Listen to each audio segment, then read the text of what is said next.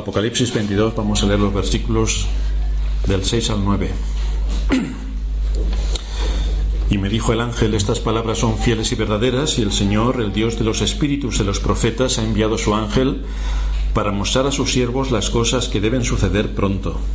He aquí vengo pronto, bienaventurado el que guarda las palabras de la profecía de este libro. Yo, Juan, soy el que oyó y vio estas cosas. Y después que las hube oído y visto, me postré para adorar a los pies del ángel que me mostraba estas cosas. Pero él me dijo: mira, no lo hagas, porque yo soy consiervo tuyo, de tus hermanos los profetas y de los que guardan las palabras de este libro. Adora a Dios. La semana pasada estuvimos viendo cómo el ángel que habla con Juan estaba afirmando que todas las palabras del libro son fieles y verdaderas. Cada ser humano que viene a este mundo tiene la responsabilidad de escuchar la palabra de Dios, porque será por medio de la palabra de Dios por la cual será juzgado.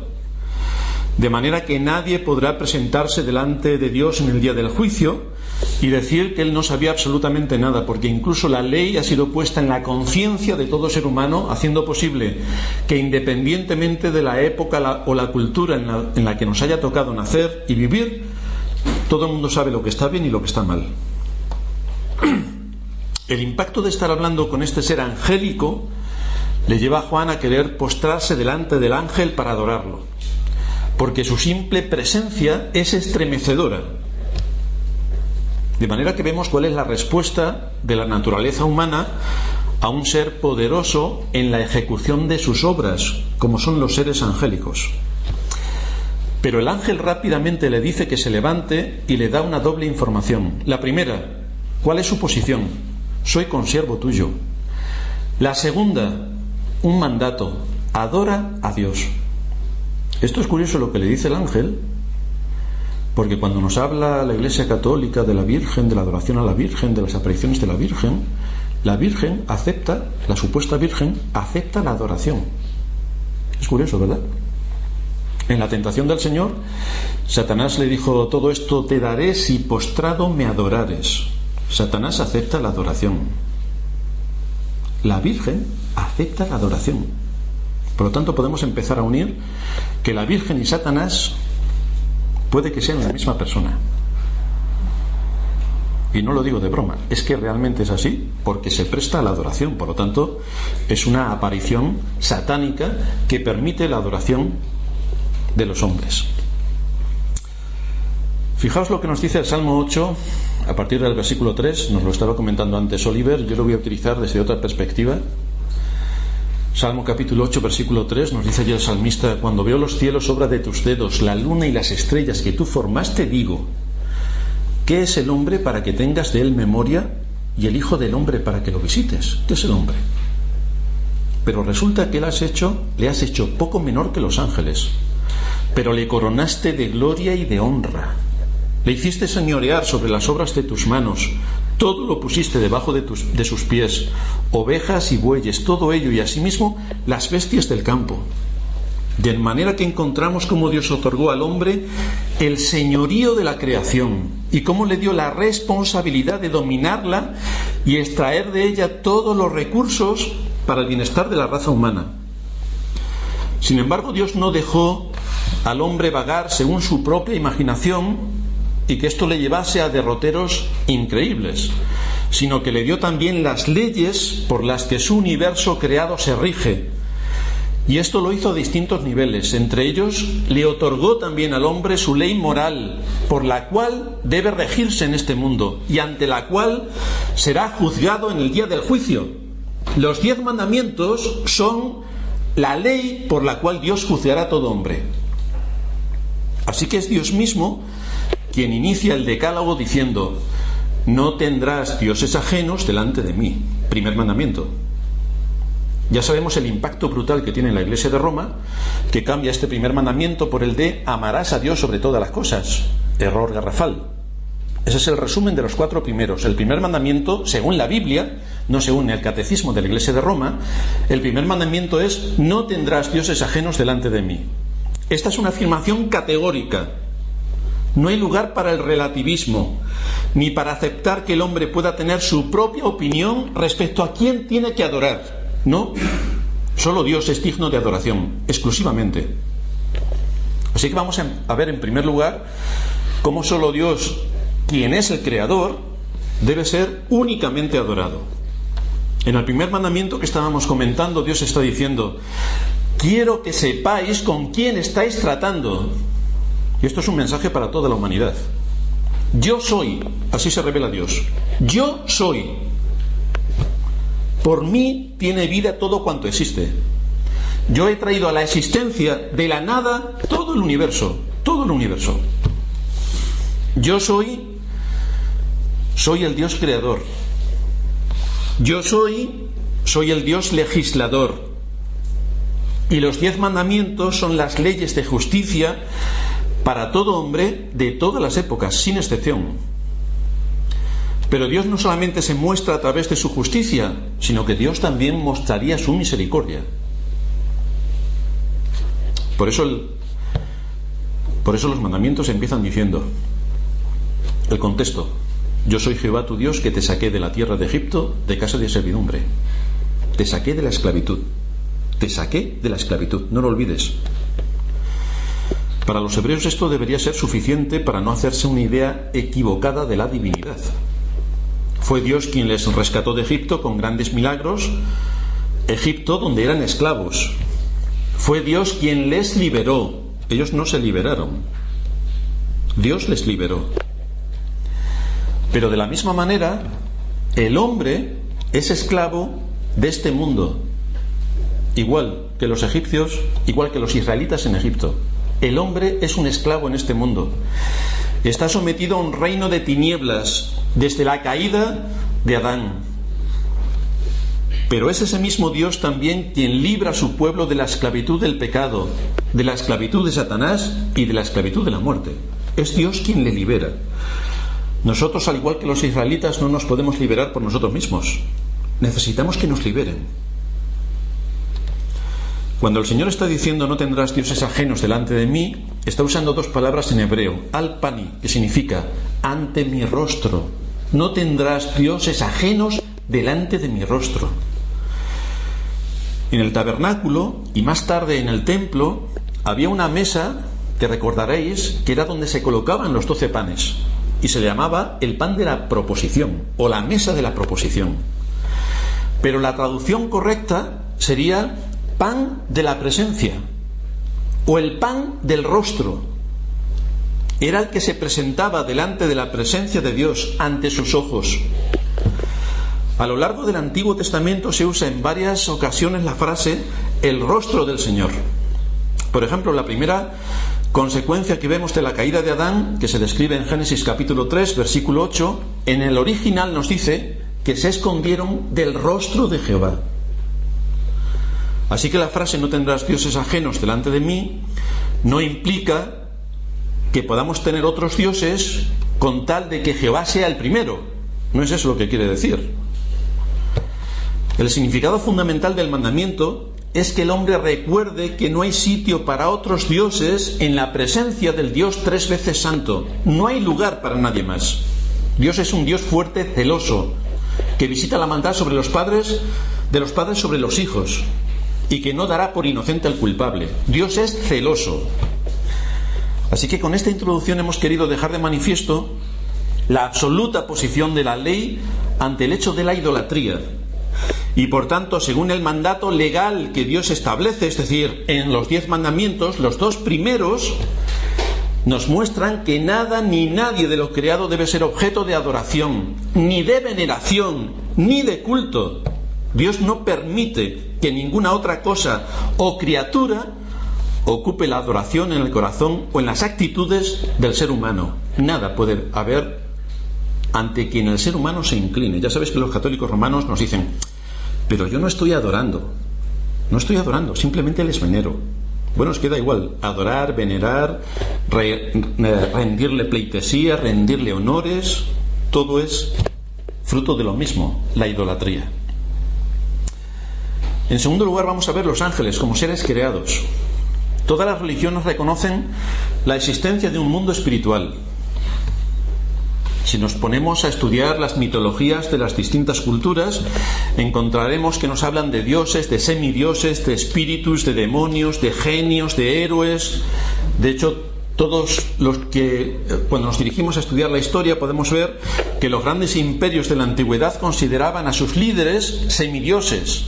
Ahí tenemos el caso de Faraón, de César y de todos los que ocuparon un puesto de importancia mundial. La Iglesia siempre ha creído en la existencia de los ángeles. De hecho, la Escritura no hace ningún intento para probar la existencia de los ángeles. No hace ningún intento para probarlo. Simplemente los admite completamente. Y en los libros históricos nos encontramos repetidamente cómo los ángeles están actuando en medio del mundo en el que vivimos. A ellos se les atribuyen funciones de vital importancia que son ejecutadas por medio de la providencia que Dios ejerce sobre el mundo, y especialmente en su atención hacia la Iglesia. Es por esta razón que debemos atender lo que la Biblia nos habla acerca de los ángeles. Y lo que vemos es que hay criaturas inteligentes que están a un nivel muy superior al del hombre y que nos muestran todo lo que Dios hizo en la creación, no solamente creando el universo físico al cual tenemos acceso y que vemos con nuestros ojos, no solamente creando al hombre, sino también en la creación de los seres invisibles, como es todo el ejército de los ángeles. Así que vamos a ver en primer lugar la naturaleza de los ángeles. Las Escrituras no le atribuyen ninguna clase de cuerpo físico como el nuestro a los ángeles, es decir, no tienen un cuerpo tal y como nosotros lo tenemos. Esto no quiere decir que en sus apariciones no tomen una imagen como la nuestra, pero lo que decimos es que no tienen un estómago y por lo tanto tienen que comer, no tienen hambre, no tienen ojos para ver, no se quedan con visión defectuosa, no tienen nada de un cuerpo físico como nosotros lo tenemos. Son seres invisibles, incorruptibles e inmortales. No tienen el don de la omnipresencia como Dios. No están en todos los lugares al mismo tiempo como Dios. Están en un lugar y no en todas partes. Pero no están en un espacio de manera limitada como lo estamos nosotros con nuestros cuerpos físicos. Por ejemplo, aquí caben 50 personas y ya no caben más personas. Pero en el caso de ángeles, aquí puede haber 200 millones de ángeles en este mismo espacio. Por lo tanto, no están limitados por el espacio físico como nosotros sí que lo estamos. Como espíritus que son, poseen inteligencia, tienen voluntad y tienen un enorme poder que les ha sido conferido por Dios. Con respecto a su conocimiento, son muy superiores a los hombres, muy superiores. También su poder es enormemente grande y desconocido para nosotros. No sabemos cuál es el alcance del poder de los ángeles. Tenemos algunas notas que luego veremos que nos dan las Escrituras, pero su poder es increíble. Sin embargo, por grande que pueda ser su poder, siempre están sujetos a todas las limitaciones que pertenecen a las criaturas, porque no olvidemos que los ángeles son seres creados. Por lo tanto, tienen las limitaciones que le pertenecen a las criaturas. Igual que nosotros tenemos limitaciones porque somos criaturas, los ángeles también tienen limitaciones porque son criaturas. De manera que los ángeles no pueden alterar las leyes de la naturaleza, como nosotros tampoco podemos hacerlo. No pueden realizar milagros, como nosotros tampoco podemos hacerlos. No pueden escudriñar el corazón, como nosotros tampoco podemos hacerlo. Porque todas estas prerrogativas, según la Escritura, son exclusivas de Dios. Pero sí pueden provocar que nos quedemos perplejos ante el despliegue de su poder, y cuando ellos toman una apariencia física pueden dominar sobre la naturaleza con gran precisión y hacer cosas que nos dejan realmente perplejos. En segundo lugar, vamos a ver su estado. Se nos enseña claramente que todos los ángeles eran originalmente santos, todos eran perfectos. Y también deducimos, en base a las declaraciones que nos hace la Biblia, que fueron sometidos a un periodo de prueba en el que algunos guardaron su primer estado y otros cayeron, que es lo que nos estaba narrando Ezequiel en el capítulo 28. Los que mantuvieron su integridad son descritos como confirmados en un estado de santidad y gloria del cual ya no podrán caer jamás. Están asegurados por Cristo. Y por lo tanto, van dirigidos a cumplir una misión. En tercer lugar, por tanto, vamos a ver cuál es la misión que tienen los ángeles. Las Escrituras nos enseñan que los ángeles santos son enormemente activos en 3 tareas específicas. La primera, el culto de adoración a Dios. Esto a nosotros nos podría parecer lo último, pero es lo primero. La Iglesia se reúne con un principal objetivo: la adoración y el culto a Dios. Y los ángeles, su principal cometido es rendir culto, gloria y alabanza a su Creador. Este es su principal objetivo. En segundo lugar, tienen como propósito ejecutar la voluntad de Dios. Por lo tanto, Dios se sirve de sus mensajeros, los ángeles, para cumplir sus propósitos. Hay veces en que Dios actúa de manera inmediata en los hombres, pero generalmente lo hace a través de los ángeles. Igual que generalmente Dios convierte a los pecadores a través de la predicación de su palabra. ¿Por qué viene la fe? La fe viene por el oír, y el oír viene por la palabra de Dios. ¿Y cómo oirán si no son enviados? Por lo tanto, vemos que la Iglesia comisiona a hombres para predicar el Evangelio, y son a través de estos hombres por los que el Espíritu Santo llama a los pecadores a la salvación, cuando se predica el Evangelio de su palabra, a través de los hombres comisionados por la Iglesia para ese propósito. Por lo tanto, es cierto que Dios actúa para la salvación, evidentemente, pero lo hace utilizando unos medios que Él ha previsto. Esto es lo que ocurre también con los ángeles. Hay muchas cosas que ocurren en la naturaleza y en el entorno humano que son llevados a cabo por los ángeles, no porque Dios actúe directamente, sino porque hace que sus mensajeros cumplan su propósito. De la misma manera que los pastores y nosotros en el entorno donde estamos podemos predicar el Evangelio y llevar a los hombres a Cristo. Y en tercer lugar, también son muy activos en la asistencia que le proporcionan a los herederos de la salvación, es decir, a la Iglesia. Son descritos generalmente, cuando los estudiamos en las Escrituras, como atendiendo a Cristo, y están dispuestos a desempeñar cualquier servicio que se les pueda asignar en el avance del reino de Cristo, en medio de un mundo que es de absoluta tiniebla. En el Antiguo Testamento aparecen en repetidas ocasiones atendiendo a los siervos de Dios para revelarles la voluntad de Dios.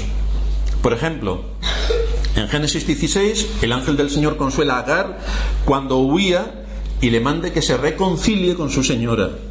En Génesis 24, Abraham promete a su siervo que el ángel será el guía de su camino. Jacob, en la bendición de Efraín y Manasés, pide que el ángel del Señor, que les había librado de todo mal, haga que todas las cosas le sucedan para bien, en Génesis 48.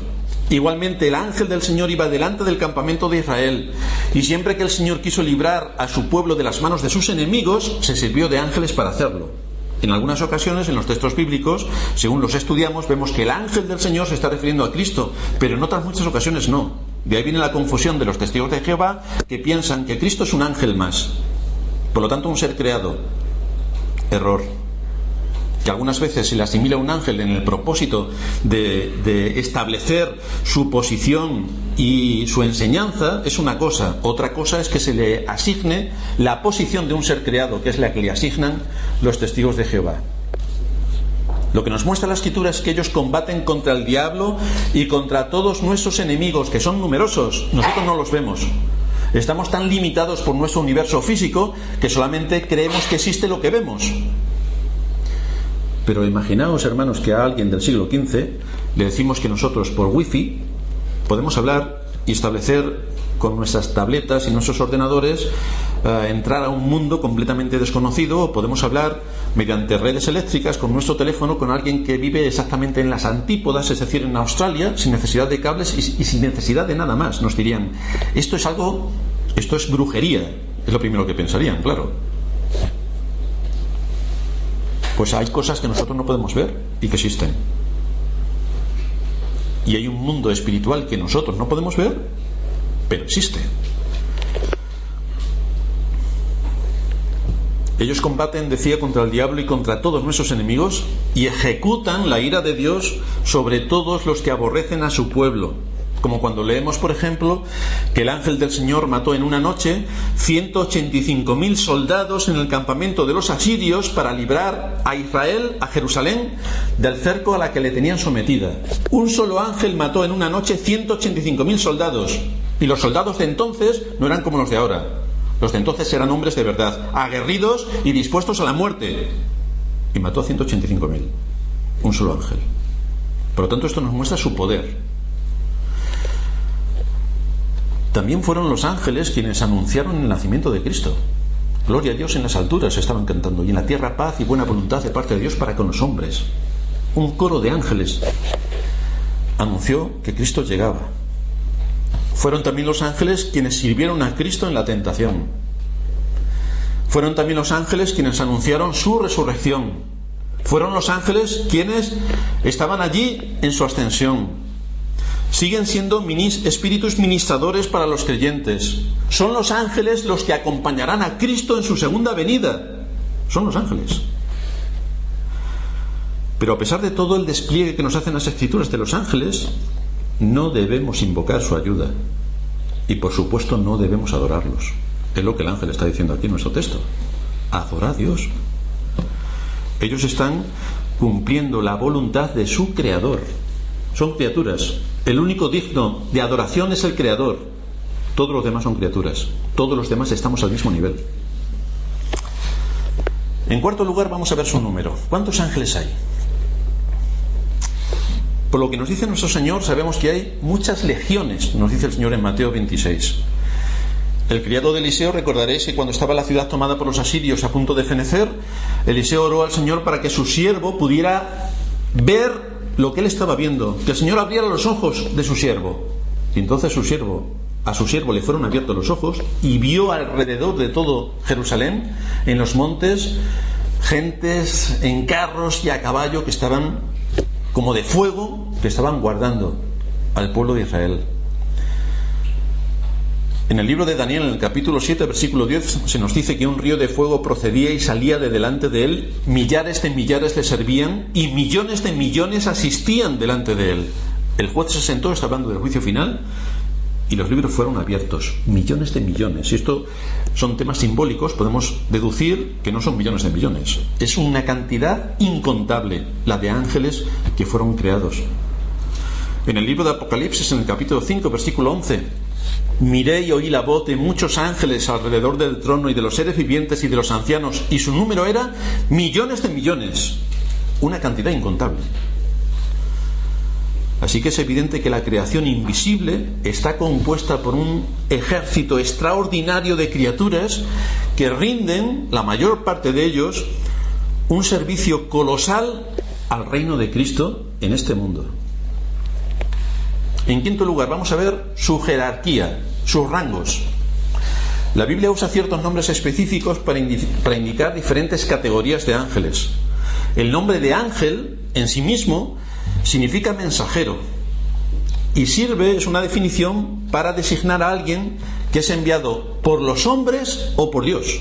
Sirve para las dos cosas: ser enviado por los hombres o por Dios. De manera que cuando Apocalipsis empieza diciendo escribe la carta al ángel de, no se está refiriendo explícitamente a que sea un ángel, un ser angelical, sino puede ser el pastor de esa iglesia, porque son enviados por los hombres o por Dios para cumplir un determinado propósito. Dentro de su estructura hay varios nombres específicos que indican diferentes categorías de ángeles. Por lo tanto, hay rangos de autoridad. Igual que en este mundo en el que vivimos, Dios ha puesto y ha establecido diferentes rangos de autoridad para los hombres, es decir, todos los hombres no somos iguales delante de la ley, supuestamente, pero hay rangos distintos. Está el presidente del gobierno, están los ministros, está el rey, están las distintas autoridades, están los magistrados, está el ejército con todos sus rangos de autoridad. Por lo tanto, hay rangos de autoridad dentro de cada entorno social del que estemos hablando, o militar del que estemos hablando. Hay rangos. Y lo mismo ocurre en el reino de los ángeles. Hay rangos. El primero que nos aparece es el de los querubines. Se menciona repetidamente en las Escrituras. Son los querubines quienes guardaban la entrada al paraíso. Los querubines, no otros, los querubines. Contemplan el propiciatorio. Son las dos imágenes aladas que estaban en el arca de la alianza, la tabla que cubría el arca. Sobre la tabla estaban los dos querubines que tenían entrelazadas sus alas y que estaban mirando al propiciatorio. Tanto en Ezequiel 1 como en Apocalipsis 4 están representados de diversas formas como seres vivientes de los que nos habla Apocalipsis con bastante frecuencia, y vi a los seres vivientes. Estos son los querubines. De manera que estas representaciones simbólicas sirven para expresar su extraordinario poder y majestad. Están en un rango especial. En segundo lugar están los serafines. Se mencionan solamente en Isaías capítulo 6, versículo 2, cuando se nos dice que con dos cubrían sus ojos, cubrían su rostro, con dos sus pies y con dos volaban. Estaban delante de la presencia del Señor. A diferencia de los querubines, los serafines permanecen alrededor del trono de Dios, adorándole continuamente, rindiéndole pleitesía y cumpliendo todos sus decretos. Están en una posición continua de adoración. En tercer lugar están los principados, poderes, tronos y dominios, que nos indica otro tipo de jerarquía dentro de la estructura angelical. La Biblia nos habla acerca de cierta clase de ángeles que ocupan puestos de autoridad en el mundo angelical y son nombrados con estas palabras: principados, poderes, dominios. Como nosotros cuando nos ponemos a hablar, que hablamos de los jueces, cuando hablamos de los capitanes, de los generales, cada uno ocupa un estamento distinto dentro de la autoridad de la que son competentes. Así que estas designaciones no indican diferentes clases de ángeles, sino diferentes clases de rango, en qué posición de autoridad están unos respecto a otros. Y luego aparece en último lugar arcángeles, de los que se nos mencionan dos nombres: Gabriel y Miguel. A diferencia del resto de ángeles, a estos dos se le menciona por nombre, de manera especial. A Miguel se le llama el arcángel en Judas versículo 9, y también por la expresión usada en Apocalipsis 12:7, parece que ocupa un lugar destacado entre los ángeles. Los pasajes de Daniel que nos hablan de Miguel vienen a hacer referencia a él como un príncipe entre los ángeles.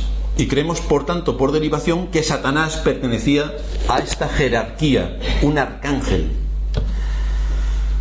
Lo que se nos muestra en las Escrituras en general es que dentro de esta categoría estamos hablando de un líder valiente y guerrero que libra las batallas de Jehová en contra de los enemigos de Israel y de los poderes infernales del mundo del espíritu. Posiblemente, como decía, sea el primer rango en la categoría angelical en cuanto al despliegue de su poder, a su influencia y a su gran estado de jerarquía. Y por esa razón entendemos que a este rango debería pertenecer Satanás. En sexto lugar, vamos a estudiar lo que era Satanás, qué ocurrió en su caída y con qué ejército cuenta. Las Escrituras también nos informan que otros ángeles no guardaron su primer estado. Son designados como los ángeles que pecaron. Son llamados espíritus inmundos y tienen también una jerarquía de autoridad. De ahí que también se les nombre en las Escrituras como principados, potestades, gobernadores de este mundo y huestes espirituales de maldad en las regiones celestes. Les da los mismos tipos de rango. Es decir, también están jerarquizados, mantienen la misma estructura de rango y de poder, pero en el lado negativo. La designación más común que se les da es la de demonios. Lo diferenciamos así de los ángeles. Cuando decimos ángeles nos referimos a los ángeles buenos, y cuando hablamos de demonios nos referimos a los ángeles malos. Y se les da el nombre, como digo, de demonios, en plural, porque diablo solo hay uno, pero demonios hay muchos. Estos espíritus de maldad son descritos como pertenecientes al mismo orden que los ángeles santos. Fueron creados todos a la vez. Todos participan de la misma naturaleza. Todos los nombres y títulos descriptivos de su naturaleza y de su poder que se le dan a los ángeles buenos también son aplicables a los ángeles malos. Son los mismos rangos. La diferencia entre unos y otros es su propósito. Unos están para ministrar a los herederos de la salvación, adoran a Dios, alaban a Dios, se humillan delante de Dios y cumplen los propósitos de Dios, y los otros hacen exactamente lo contrario. Está claro el hecho de que los demonios, tal y como son presentados por las Escrituras, y se nos muestra que están sometidos a Satanás, que es su líder, no son los espíritus de los que han dejado esta vida, porque muchos cuando ven apariciones dicen: se me ha aparecido mi abuelo, mi tío, se me ha aparecido la Virgen. de los que se han ido, ninguno vuelve. Ahí tenemos la parábola del rico y Lázaro. Cuando tú estás allí, no tienes forma de volver. Así que aunque algunos sostienen que estas apariciones son de seres muertos que han vuelto a la vida, la Escritura nos da varias razones para decir que lo que se aparece son ángeles infernales. En primer lugar, son distinguidos de los ángeles elegidos, porque se nos dice de ellos que no guardaron su primer estado, por lo tanto cayeron.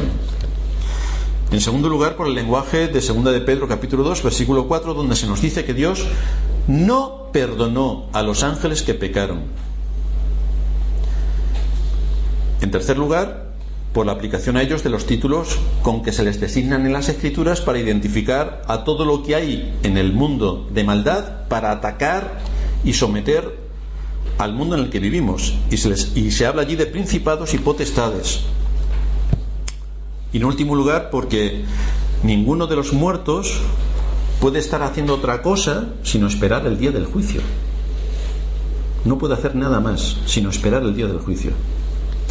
Los testimonios más claros que nos muestran las Escrituras son aquellos en que se hace mención del castigo que sentirán después de la resurrección. Así en Mateo 8:29, los espíritus inmundos le dicen al Señor: ¿qué tienes contra nosotros, Jesús, Hijo de Dios? ¿Has venido para atormentarnos antes de tiempo? Por lo tanto, los ángeles malos saben perfectamente que habrá un día en el que todo lo que tienen se acabará, el día del juicio. En Mateo 25:41 nos dice allí el Señor: apartaos de mí, malditos, al fuego eterno, preparado para el diablo y sus ángeles. Hay un lugar en el que van a estar. En 2 de Pedro capítulo 2 versículo 4 se nos dice que si Dios no perdonó a los ángeles que pecaron, sino que arrojándolos al infierno los entregará a prisiones de oscuridad para ser reservados al día del juicio. Y Pablo, después de advertirnos de que no tenemos lucha contra sangre ni carne, sino contra principados, contra potestades, contra los gobernadores de las tinieblas de este siglo, contra huestes espirituales de maldad, nos manda que nos armemos de tal manera que podamos defendernos en tan terrible y peligrosa lucha. Por lo tanto, hay seres que, aunque nosotros no los veamos, sí que están. El líder, como decía, de este colosal ejército es Satanás.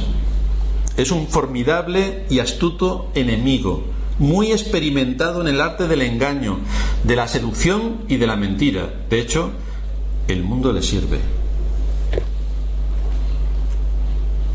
Estos son los medios por los que procura que la verdad, la sabiduría, el temor de Dios y su palabra sean anulados por completo de este mundo, o sean pervertidos de manera que podamos entrar en un lugar donde se habla como Dios, se sienta como Dios y dice todo como Dios, y resulta que es Satanás mismo quien está diciendo todas aquellas cosas. Es presentado en las Escrituras como un ser personal, de manera que no podemos estar de acuerdo con algunas corrientes que nos hablan de que Satanás es una personificación del mal, en el sentido que es una corriente de pensamiento o de influencia malvada. Es una influencia, pero la Escritura lo identifica exactamente con un ser. Es decir, es un ser individual, es una criatura.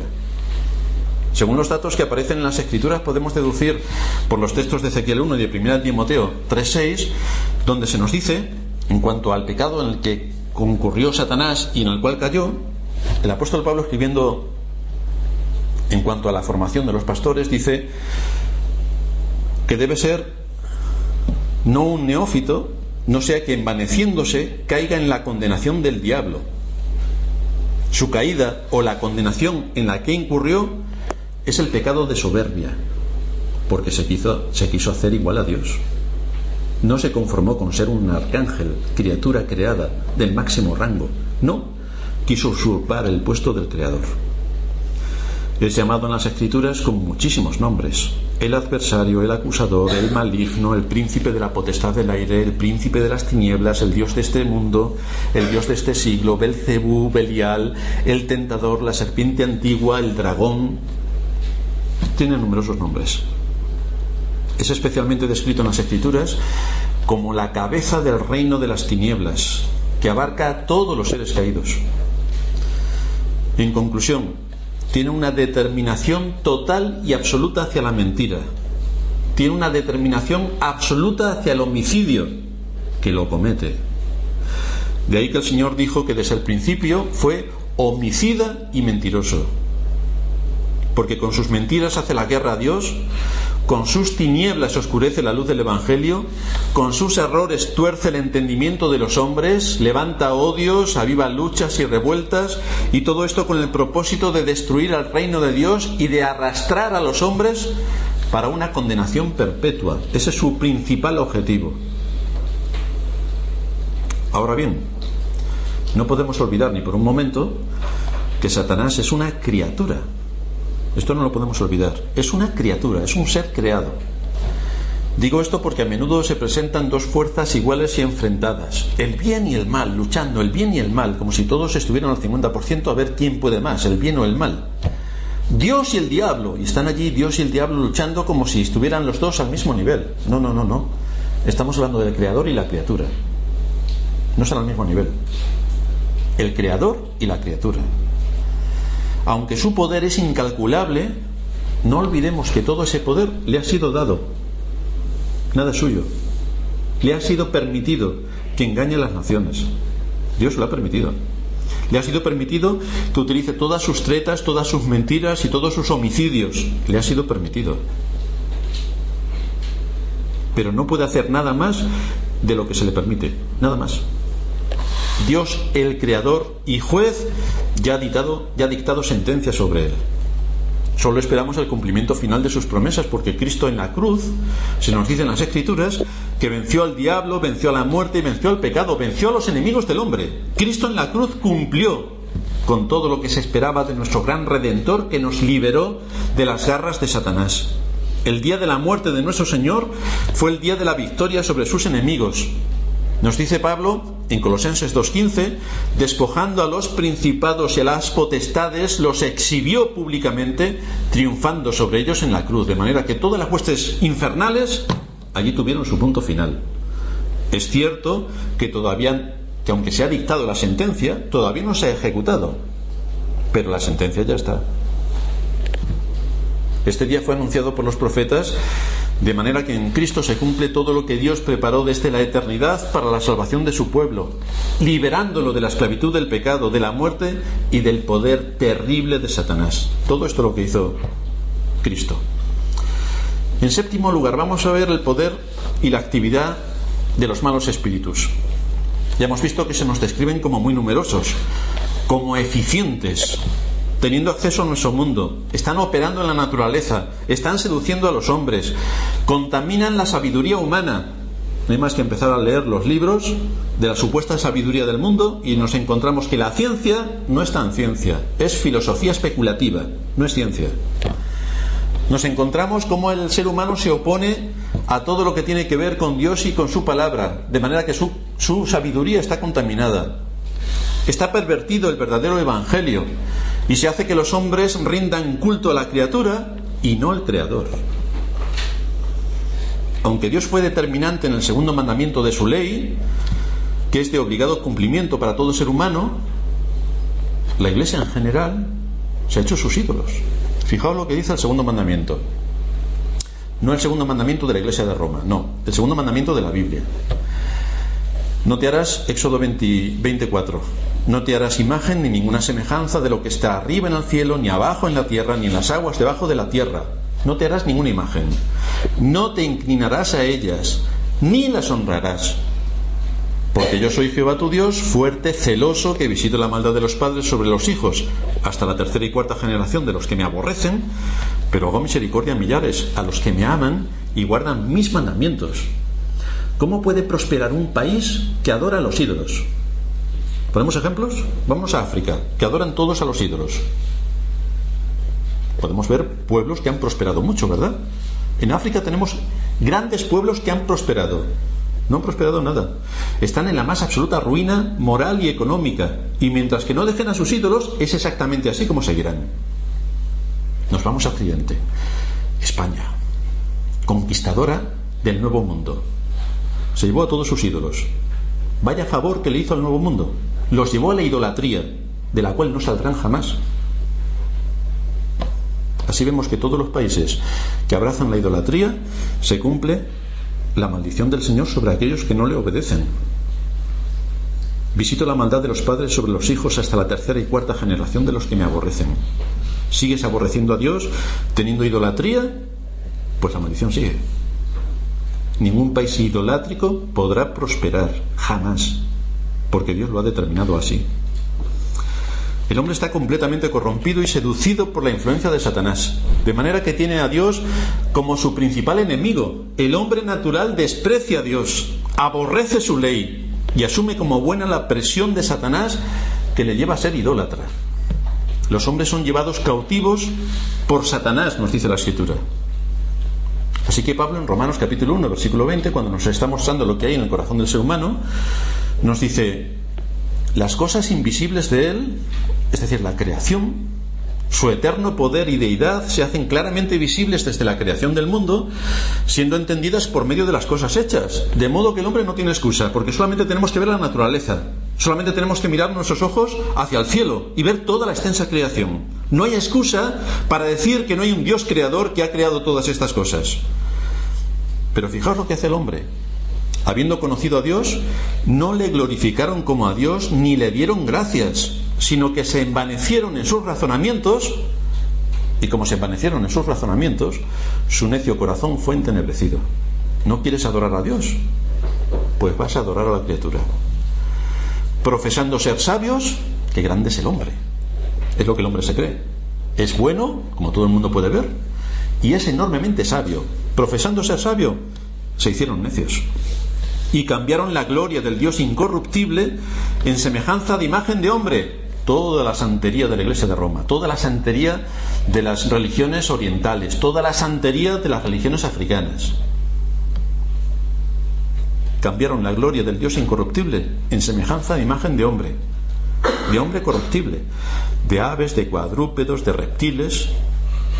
Con esto cambiaron la gloria de Dios. Por lo cual, dice Pablo, también Dios, ya que queréis eso, Dios los entregó a la inmundicia en las concupiscencias de sus corazones, de modo que deshonraron entre sí sus propios cuerpos, ya que cambiaron la verdad de Dios por la mentira, honrando y dando culto a las criaturas antes que al Creador, el cual es bendito por los siglos. ¿Es eso lo que queréis? Pues eso es lo que tendréis. Este es el gran engaño de Satanás. Hace que el hombre adore a la criatura y no al Creador. Hace que el hombre siga la inclinación de su corazón. Hace que el hombre pervierta todos sus mandamientos. Hace que el hombre no honre a Dios, que desprecie su día santo. Ya sabéis que el día del Señor es el día más utilizado por los creyentes para pulverizarlo. Luego todos somos creyentes. Ahora el mandamiento a la basura. Hace que el hombre se rebele contra sus padres. Hace que adultere, que mienta, que mate, que codicie, y todo bien orquestado produce que el corazón del hombre tenga otros dioses, que su tiempo, su energía, sus recursos sean usados para cualquier cosa menos para Dios. Claro, nosotros diremos, nosotros no tenemos imágenes, fijaos, nuestras paredes están desnudas, no hay imágenes, nosotros no adoramos a una imagen. Ahora, el ser idólatra no es solamente tener una imagen, es aquello que utilice tu tiempo, tus recursos, tus energías, todo para una sola cosa. Si eso es así, eres un idólatra. Siendo Dios espíritu y debiendo ser adorado en espíritu y en verdad, ninguna imagen visteis en Sinaí, Dios es espíritu. Resulta que el hombre se hace figuras humanas o angélicas para postrarse delante de ellas y adorarlas. Y con esto viola el primero y segundo de los mandamientos de la ley de Dios. A estos ángeles malvados les pertenecen las mismas limitaciones en cuanto a su actividad que a la de los ángeles santos. Es decir, están condicionados por las leyes que Dios ha implantado en su gran extensión creativa. Los cristianos somos advertidos en contra de las maquinaciones de Satanás y somos llamados a resistirnos no con nuestras propias fuerzas. ¿Qué vamos a hacer nosotros ante un ser colosal que tiene un poder increíble? Pero sí podemos usar el poder del Señor para defendernos de todas las maquinaciones de Satanás. Y no estamos hablando de Satanás como un ser negro que se pone delante de nosotros, todo vestido de negro, con un tridente en la mano, con las orejas muy grandes y un rabo muy largo. No estamos hablando de esto. Estamos hablando de las seducciones que captan nuestro corazón y que nos llevan a pecar. Estas son las seducciones de Satanás. De eso estamos hablando. Y tenemos que utilizar toda la armadura de Dios para defendernos de los ataques de Satanás. ¿Y cuál es toda la armadura de Dios? Los medios de gracia. ¿Cuáles son los medios de gracia? La oración, la lectura de las Escrituras, la meditación. Daos cuenta que hoy la gente no suele meditar. Es todo instantáneo. Los mandos de la tele son instantáneos, el ordenador es instantáneo, la tableta es instantánea, el teléfono es instantáneo, todo es instantáneo. Pues la palabra de Dios hay que meditarla. Hay que saber lo que estamos leyendo. Hay que ver qué es lo que estamos leyendo. Y hay que ver cómo se aplica lo que estamos leyendo. Luego exponernos a la predicación pública en el día del Señor. Luego el estar integrados en una iglesia que nos guíe, nos dirija, nos corrija, nos alimente y nos dé todo lo que necesitamos para desarrollarnos. Con todos estos medios de gracia, nosotros podemos repeler el ataque de nuestros enemigos. Así que debemos estar agradecidos a Dios por el invisible y desconocido ministerio que llevan a cabo los ángeles santos, que nos dan todo lo que vamos a necesitar, que ha sido ordenado por Dios para nuestra edificación y para estar en guardia, recibiendo protección divina frente a las maquinaciones de los demonios. En octavo lugar, hay bastantes asuntos que tienen que ver con la adoración de los ángeles en contra. En nuestra sociedad occidental, al menos en Europa y en esta época, no hay un gran énfasis en los seres angélicos, de manera que no es habitual encontrarnos a gente que adore a los ángeles. Prácticamente nos reiríamos de ellos si adorasen a los ángeles. Ahora, si adoran a la Virgen María o al Cristo de Medinaceli, eso es otra historia, pero a los ángeles no suelen adorar. Pero esta es una práctica muy común en la antigüedad y actualmente sí que se hace en otros países. Tal y como ocurre con toda la idolatría en la que está sumida la Iglesia de Roma, lo que le pertenece únicamente a Dios se transfiere a los santos. Tenemos que adorar a Dios y a los santos. Tenemos que honrar a Dios y a los santos. Tenemos que inclinarnos delante de Dios y de los santos.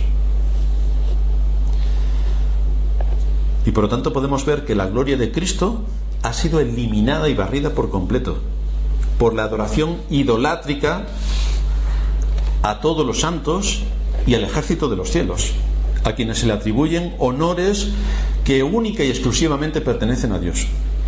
De aquí que el apóstol Pablo con toda energía sostiene en la epístola a los Colosenses que Cristo debe ser antepuesto a todos los ángeles, y aún más, que todos los ángeles reciben de él todo el bien y la naturaleza que poseen. Así que si nos vamos a la carta a los Colosenses, capítulo 1, versículo 16, leemos allí que en él fueron creadas todas las cosas, en Cristo, las que hay en los cielos y las que hay en la tierra, visibles e invisibles, los ángeles. Sean tronos, sean dominios, sean principados, sean potestades, todo fue creado por medio de él y para él. Por lo tanto, Cristo es el que creó todas las cosas. Como son seres puros, la gloria de Dios, me refiero a los buenos, la gloria de Dios resplandece tan claramente en ellos, dice Calvino, que no hay nada más fácil que hacernos caer en el disparate de adorarlos y atribuirles lo que solamente a Dios le pertenece. Y esto es lo que Juan está confesando aquí, que cuando lo vio prácticamente se puso a adorarle, y el ángel le paró rápidamente diciéndole: no lo hagas, porque yo soy consiervo tuyo.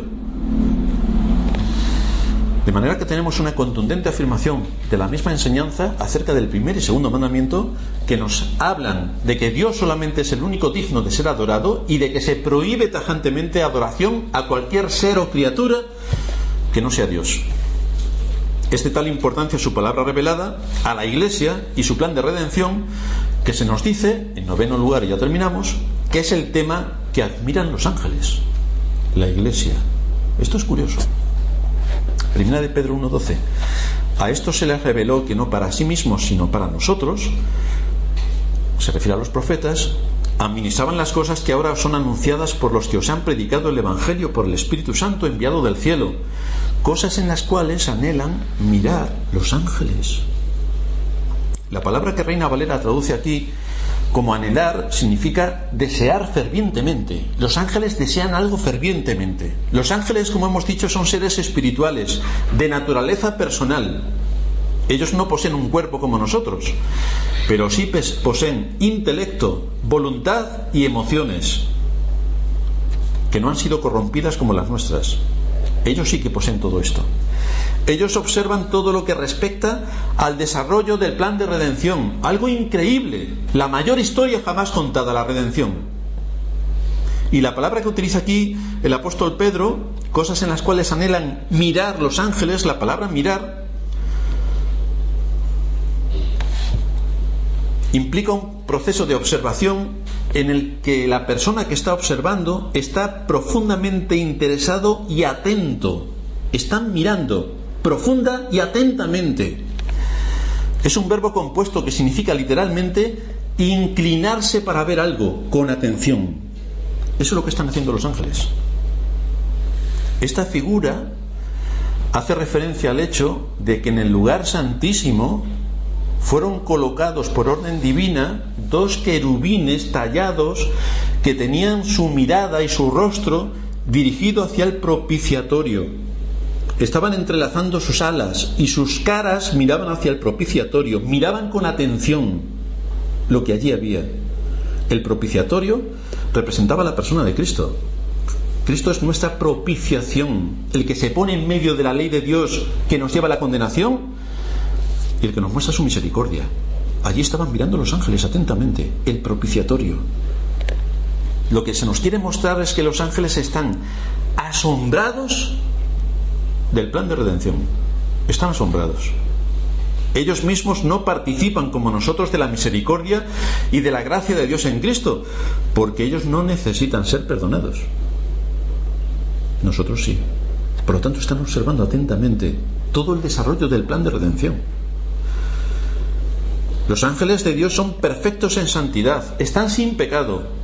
Ellos no conocen por experiencia lo que significa recibir el perdón de Dios, pero sí conocen la santidad de Dios. Sí conocen el aborrecimiento que Dios tiene por el pecado y por lo tanto se maravillan al contemplar cómo Dios estableció desde antes de la fundación del mundo un plan mediante el cual pecadores que son dignos de la muerte son salvados. Y a la vez Dios mantiene intacta su justicia. Increíble. Esto es lo que les hace a los ángeles. Están mirando atentamente cómo Dios desarrolla y lleva a cabo el plan de la redención.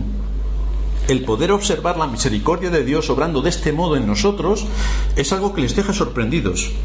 Es algo que los llena de asombro y de admiración.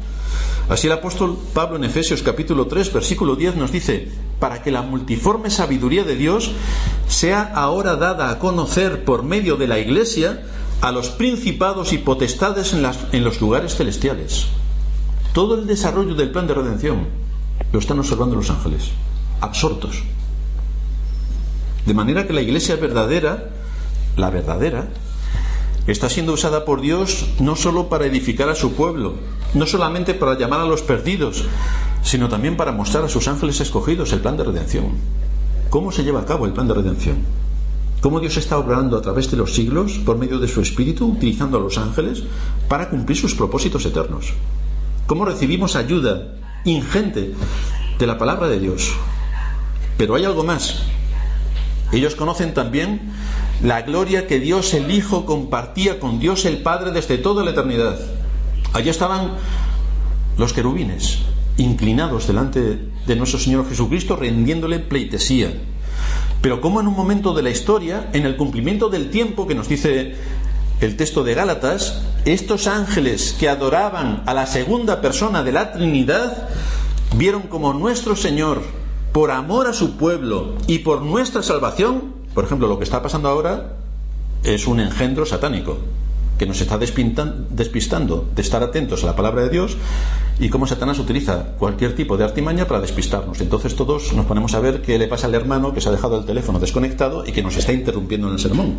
Entonces, todo lo que estoy diciendo, que es la base central de lo que estoy exponiendo, los hermanos están atendiendo el teléfono que le está diciendo que tienes que llamar a las 12 para ir a comer con no sé quién. Ya nos hemos despistado, Satanás ha cumplido su propósito, nosotros no nos hemos alimentado y todos están contentos. Estas casualidades son causalidades, y de estas hay millones en la vida de todos nosotros si analizamos bien. Me comentaba antes Oliver que a la hora de preparar el sermón que ha expuesto, Supuestamente durante toda la semana su vida es más o menos normal, menos esta semana que ha sido catastrófica. Y yo le he dicho, bienvenido al club, Oliver. Eso nos pasa a todos. Y estas son las artimañas que accidentalmente ocurren en el mundo, por la que se enredan las cosas con el propósito de que desviemos nuestra atención de lo importante y nos quedemos en lo secundario o en lo anecdótico, con lo cual barrimiento total de toda la enseñanza. Pero Satanás no se va a salir con la suya. A pesar del tiempo que llevamos, vamos a utilizar 2 minutos más para repetir lo que acaba de decir.